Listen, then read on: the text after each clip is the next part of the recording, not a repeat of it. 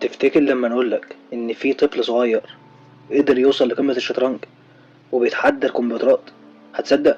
النهاردة هنحكي قصة كاسباروف. ولما نتكلم عن كاسباروف مش بنتكلم عن بطل شطرنج عادي، انت بتتكلم عن أسطورة حية. اتولد كاسباروف سنة 1936، ومن صغره كانت دماغه شغالة في لعبة الشطرنج.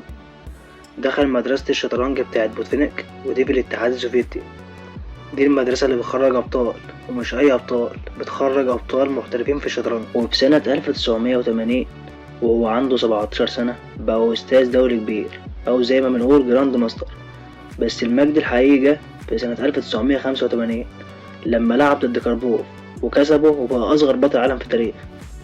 بس كانت أشهر لحظة في مسيرة كاسباروف كانت لما لعب ضد الكمبيوتر سنة 1997. التحدي كان واضح، انساب ضد آلة، وفعلا خسر كاسباروف. ودي كانت أول مرة في التاريخ يحصل كده. بس حتى بخسارته علم الناس ازاي العقل البشري ممكن يوصل لأبعد الحدود. كاسباروف اعتزل الشطرنج سنة 2005 وهو لسه رقم واحد عالميا، لكن موقفش، دخل عالم السياسة وبدأ ينتقد بوتين والنظام الروسي بشجاعة. شارك في مظاهرات واتقبض عليه بس عمره ما سكت. النهاردة كاسباروف مش بس أسطورة، هو كمان كاتب ومفكر ومحاضر عالمي. تعلمنا منه إن القوة مش في إنك تكسب كل مرة، لكن في إنك تفضل تلعب وتفضل تفكر حتى لو العالم كله ضدك. بس كده، لو عجبك الفيديو مستني رأيك في التعليقات. هل تعتقد إن إنسان ممكن يتغلب على الذكاء الاصطناعي تاني ولا خلاص؟